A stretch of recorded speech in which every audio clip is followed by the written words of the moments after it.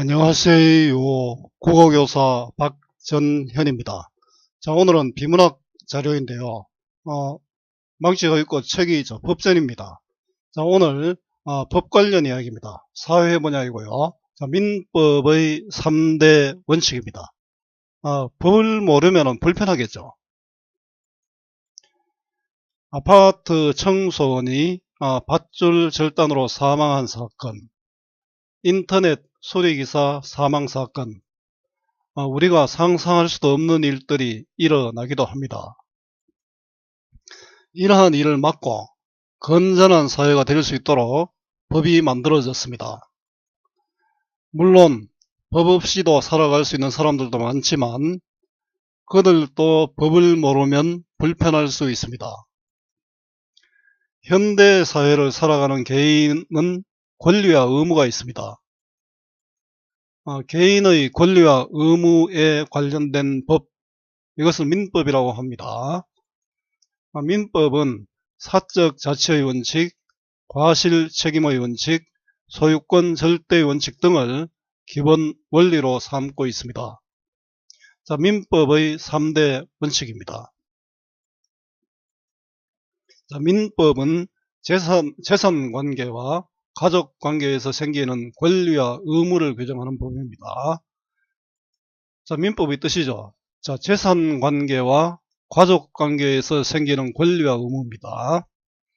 권리란 생활상의 이익을 누릴 목적으로 어떤 일을 하거나 타인에게 요구할 수 있는 힘입니다. 권리는 내가 타인한테 요구할 수 있는 그런 힘이죠.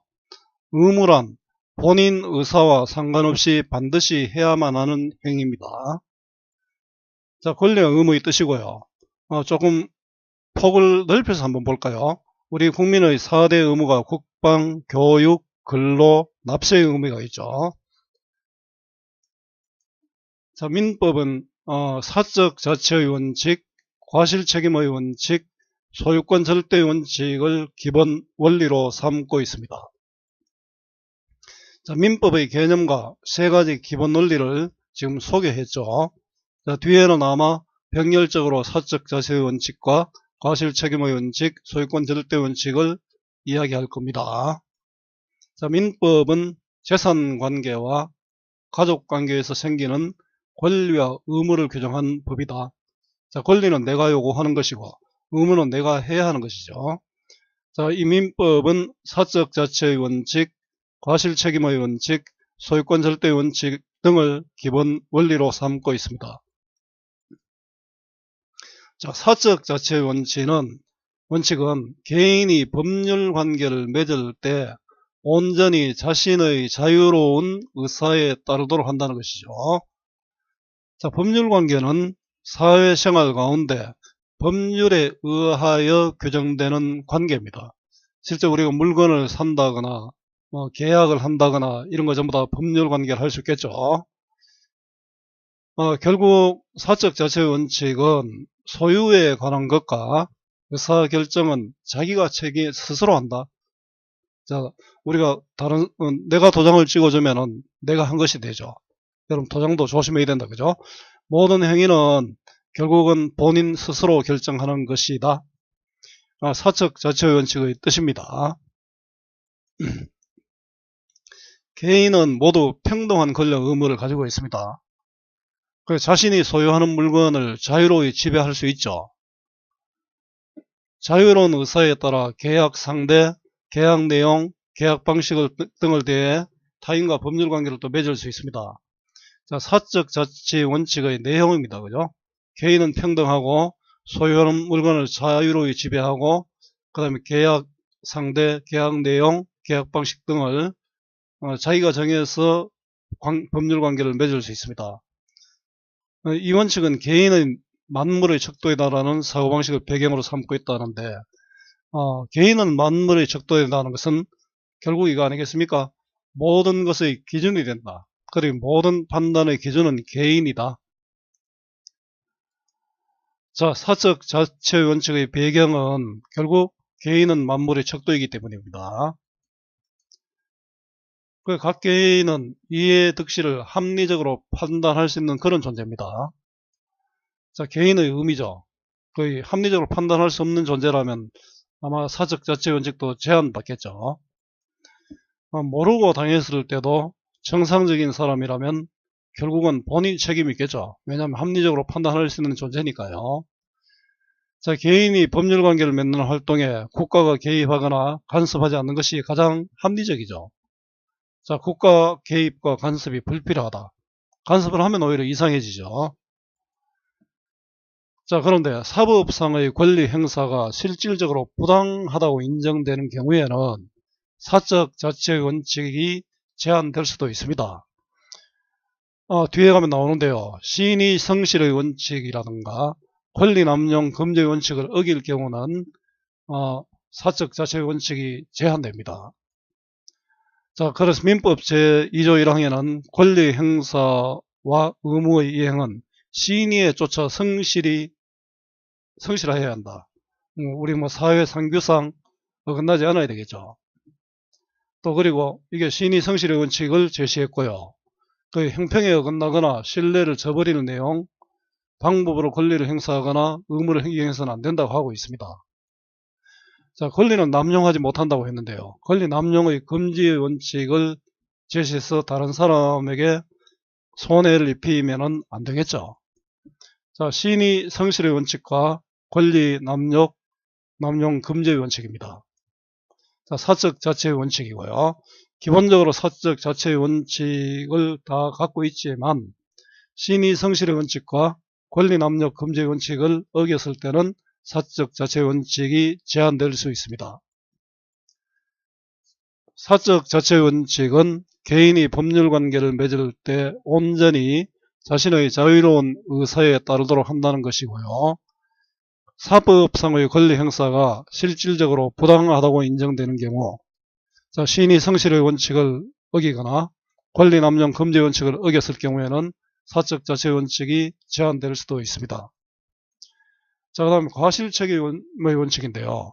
자, 누군가 정신적 또는 물질적으로 고통을 받았다 해도 고의나 가실이 있는 경우에만 책임을 묻는다는 것입니다. 자, 누가 피해받았다고 무조건 그 피해를 보상해 주라 이랬을 때는, 자, 이 사람이 책임이 없을 때는 이 사람은 억울한 측면이 있겠죠. 자, 과실이 있는 경우에만 책임을 진다. 자, 이런 말 들어봤죠. 과실치사, 과실치상, 과실로 상대방을 죽게 했다, 과실로 상대방을 다치게 했다는 뜻이죠. 자, 계획적 범행과 우발적 범행은 형량의 차이가 있습니다. 그죠?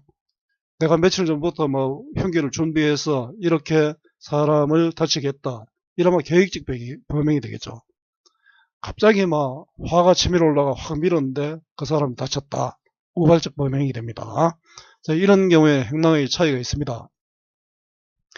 자, 법률관계가 개인의 자유로운 의사를 바탕으로 이루어지므로 이게 사적 자치의 원칙이죠. 법률관계에 대한 책임도 그의 의사에 의한 것이어야 한다는 원칙이다.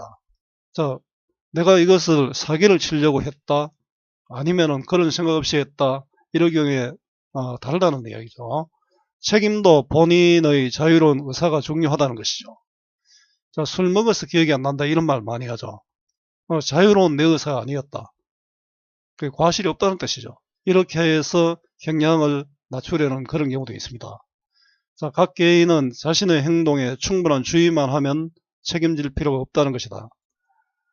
자, 세월의 경우에도 선장이 역할만 제대로 했다면 책임이 없다는 그런 얘기겠죠. 자, 과실 책임의 원칙은 자유로운 의사에 따라 법률관계를 맺고 자유경쟁을 통해 사회생활을 영위하려면 개인의 책임의 한계를 명확히 규정해 줘야 한다는 데서 비롯되었다. 과실 책임의 원칙의 취지고요. 결국 불법행위 요건으로서 행위자의 고의나 과실을 필요한다고 책임의 한계를 규정함으로써, 자, 그 한계 내에서는 자유롭게 어떤 권리를 행사할 수 있죠. 자, 자유로운 활동을 보장한다, 이런 뜻이 되겠죠.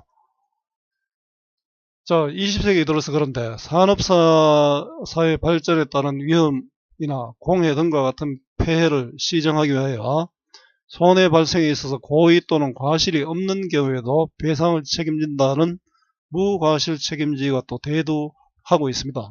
세상에 완벽한 거는 없죠. 자, 과실 책임만 진다 이런데 무과실이라도 책임을 지는 경우도 또 있습니다. 그죠? 자, 무과실 책임주의 등장의 배경입니다. 자, 과실 책임의 원칙에 의하면 공장 내에서 유해한 폐수나 가스가 방출되어 타인에게 손해를 입힌 경우에도 가해자가 피해 방지에 최선을 다했다면 무과실이 되기 때문에 책임을 물을 수가 없죠. 자, 이런 무과실 책임주의는, 자, 무과실에 대해서도 책임져라는 것은 과실 책임의 원칙으로 책임을 물을 수 없는 것을 보완하기 위한 것입니다. 자, 무과실 책임주의 역할이고요.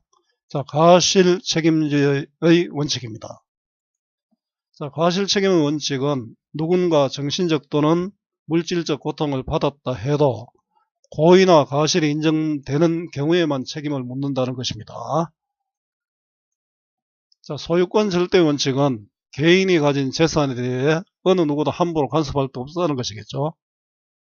그 재산권을 최대한 존중해 국가나 타인의 간섭을 제한을 가하지 못한다는 것입니다. 결국 자신의 재화에 대해 배타적인 지배를 인정하지 않고 그것을 침범하지 않을 것이 요청되겠죠. 자, 소유권 절대성이 타인의 이익을 지나치게 침해하거나 공공의 이익에 반할 때에는 소유권이 부분적으로 또 제한을 가하는 경우도 있습니다. 사유재산권을 공공법리에 적합하게 행사해야 한다고 법으로 정해 놓은 것은 이 때문입니다. 자, 소유권을 제한한 것이 타당한 이유는 결국 공공법리에 적합하지 않을 경우는 제한할 수 있죠. 자, 소유권 절대의 원칙입니다. 소유권 절대 원칙은 개인이 가진 재산에 대해 어느 누구도 함부로 간섭할 수 없다는 것입니다. 민법의 세 가지 기본 원리는 서로 긴밀한 관계를 맺고 있다. 세 가지 기본 원리는 사적 자치의 원칙, 과실 책임의 원칙, 소유권 절대 원칙이죠. 사적 자치의 원칙이 효력 있게 하기 위해서는 과실 책임의 원칙이 필요하고, 내 재산 내 마음대로 할 때도 무조건 책임질 자라가 아니고 과실이 있는 경우면 책임져라, 이런 원칙이 도움되겠죠. 과실이 없는데도 처벌하면 사적 자치가 위축될 수 있겠지요. 자, 과실 책임이 있어야 사람들이 안심하고 활동을 할 수 있기 때문이고요. 소유권 절대 원칙이 없으면 사적 자치의 원칙은 실효를 거둘 수 없죠. 소유권을 제한받으면 사적 자치의 원칙도 성립되기 어렵습니다. 자, 소유권 보장은 각 개인의 자유의사에 따른 경제활동을 활성화하는 데 토대가 되기 때문입니다. 자, 민법의 세 가지 기본 원리의 관계입니다. 민법의 세 가지 기본 원리는 서로 긴밀한 관계를 맺고 있습니다. 자, 민법의 3대 원칙을 봤는데요. 자, 국어 공부의 기본은 본문 중심의 학습, 반복과 복습입니다. 단락을 요약해보는 것은 사고력 확정의 필수고요. 자, 오늘 민법의 세 가지 기본 원리의 주요 내용과 관계를 살펴봤습니다. 내용 확인과 문제풀이는 여러분들 해보고 선생님 자료를 확인하기 바랍니다. 선생님 강의는 여기까지입니다. 자, 오늘 민법의 3대 원칙을 통해서 민법의 세 가지 기본 원리의 주요 내용과 관계를 살펴봤는데요. 여러분들에게 조금이라도 도움이 되었으면 좋겠습니다. 수고 많았고요. 오늘도 고맙습니다.